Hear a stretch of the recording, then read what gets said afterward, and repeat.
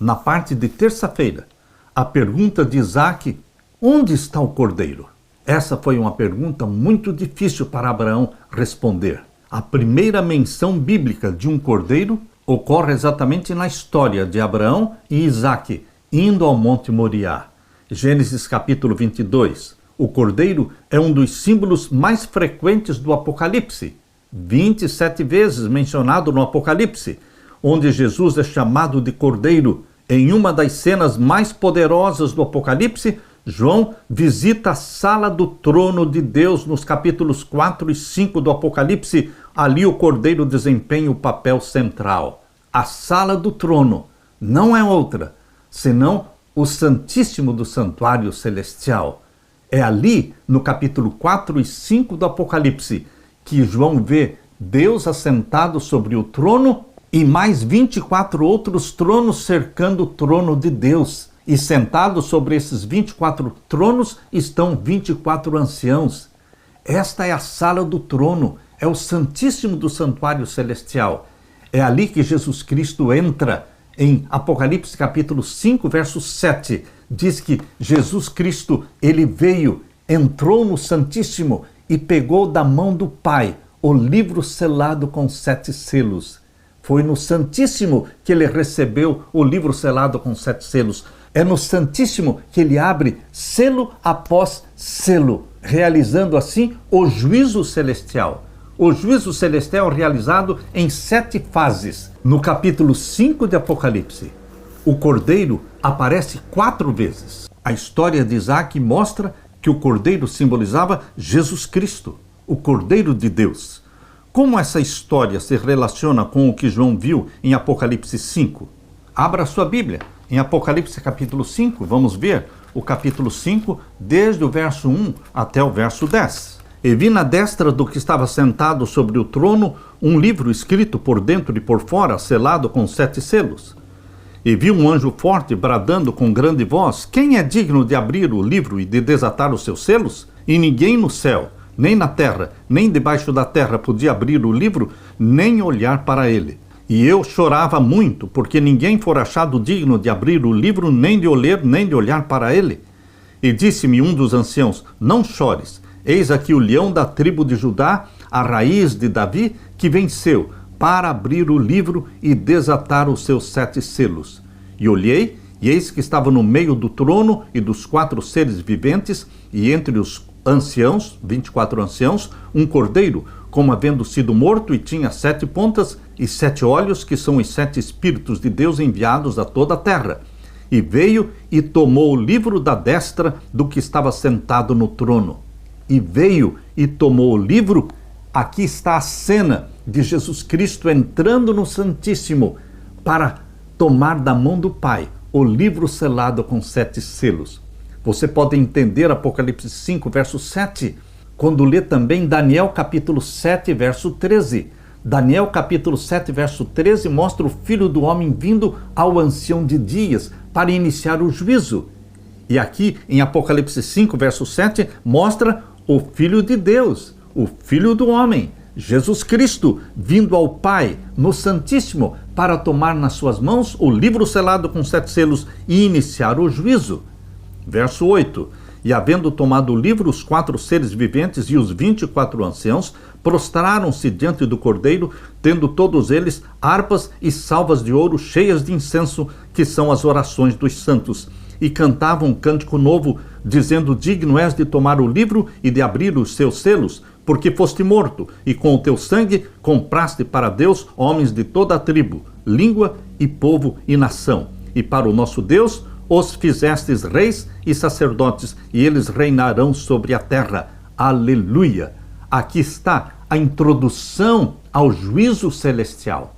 Meu querido irmão, os teólogos não adventistas, eles dizem que a doutrina mais frágil, mais fraca da Igreja Adventista é o juízo investigativo, é o juízo celestial. Por quê? Porque a Igreja tem usado somente Daniel 8,14 para falar do juízo celestial, começado em 1844. Porém, queridos, quando nós aceitamos a revelação bíblica, a revelação que Deus fez no Apocalipse, mostrando que o juízo celestial não está fundamentado somente em Daniel 8,14. O juízo celestial está fundamentado também no capítulo 4 de Apocalipse, o capítulo 5 de Apocalipse, capítulo 6, capítulo 7 e capítulo 8. Esses 5 capítulos do Apocalipse estão falando do juízo celestial. O juízo mencionado em Daniel 8,14, até 2.300 tardes e manhãs, e o santuário será purificado, a purificação do santuário é uma alusão ao juízo celestial, que começou em 1844 e é explicado no Apocalipse. Deus usa 5 capítulos para explicar o juízo celestial. E Deus mostra exatamente aqui no capítulo 5, verso 7, Jesus Cristo vindo ao Santíssimo, vindo à sala do trono para receber da mão do Pai o livro selado com 7 selos.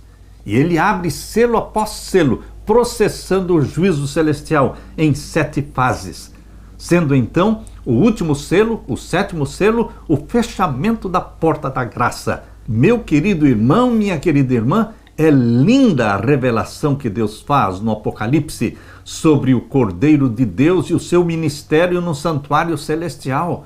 O ministério de Jesus no santuário celestial começou no lugar santo, e isso durou durante todos os séculos em que transcorreram as 7 igrejas do Apocalipse, começando em Éfeso e indo até Laodiceia. Durante todo o período das 7 igrejas, Jesus Cristo estava intercedendo no lugar santo. Porém, chegou um momento em que ele entrou na sala do trono para receber o livro da mão do Pai e iniciar a fase do juízo celestial no Santíssimo. A primeira menção específica da palavra cordeiro se encontra na pergunta feita por Isaque: onde está o cordeiro para o holocausto? Gênesis 22, verso 7. O restante da Bíblia responde a essa pergunta em muitos detalhes. Os outros 38 livros da Bíblia, do Antigo Testamento, conduzem o leitor por um caminho em que a pergunta de Isaque é respondida com detalhes e de modo progressivo. A história do Antigo Testamento é pontuada com inúmeras profecias messiânicas que prevêem a ocasião em que a pergunta de Isaque seria respondida plenamente. Então, no Novo Testamento, essa pergunta é respondida quando Jesus aparece em carne e osso, desenvolve um ministério entre o seu povo e entrega sua vida em sacrifício na cruz. Na primeira menção de um cordeiro no Novo Testamento, que está em João capítulo 1, verso 29, parece que João Batista estivesse respondendo à pergunta de Isaque, e o cenário não poderia ser mais apropriado. Pecadores se arrependiam e eram batizados, simbolizando a morte para o pecado e o início de uma nova vida. De repente, aparece então Jesus, o Cordeiro de Deus, e os céus o anunciam. Mateus 3,17. Quando nós juntamos todas as peças, fica claro que Jesus, o Cordeiro de Deus, é o nosso substituto. É aquele que morreu em nosso lugar. Isso ajuda na compreensão do Cordeiro morto desde a fundação do mundo. Você consegue entender a expressão usada por João no Apocalipse 13, verso 8? E adoraram-na todos os que habitam sobre a terra, esses cujos nomes não estão escritos no livro da vida do Cordeiro, que foi morto desde a fundação do mundo. O Cordeiro morto desde a fundação do mundo é uma profecia. Desde que Adão e Eva pecaram, um cordeiro foi provido por Deus. Aliás, o cordeiro foi provido por Deus antes de Deus criar Adão e Eva. Quando houve rebelião no céu, Satanás se levantou contra Deus. O plano da salvação já existia antes de Adão e Eva serem criados, porque Deus conhece o fim desde o princípio. E Deus, o Filho, já se prontificou, se voluntariou para morrer pela família humana caso Adão viesse a pecar. Por isso ele é o Cordeiro morto desde a fundação do mundo.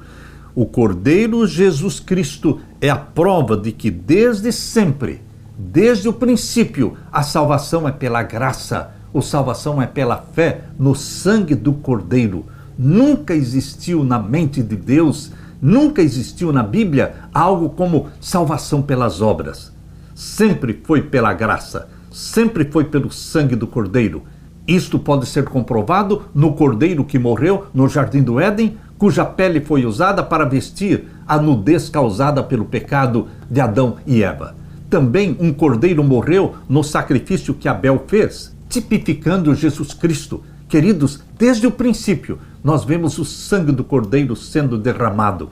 E hoje, o sangue do cordeiro está sendo provido para perdão dos seus pecados, dos meus pecados. É isso exatamente que diz na primeira carta de João. Na primeira carta de João, capítulo 1 e o verso 7. Mas se andarmos na luz, como ele na luz está, temos comunhão uns com os outros, e o sangue de Jesus Cristo, seu Filho, nos purifica de todo pecado. O sangue de Jesus Cristo nos purifica de todo pecado. Deus fez provisão para você, meu irmão. Pela vontade de Deus, ninguém se perde, porque ele proveu o sangue do Cordeiro para todo aquele que crê em Jesus Cristo. Mas os que se perderem, se perderão porque rejeitaram o sangue do Cordeiro, como Caim. Caim rejeitou o sangue do Cordeiro. Caim foi o primeiro que tentou a salvação pelas obras e foi rejeitado por Deus, porque a salvação é somente pela graça. A graça que chegou até você pelo sangue de Jesus Cristo. Aleluia.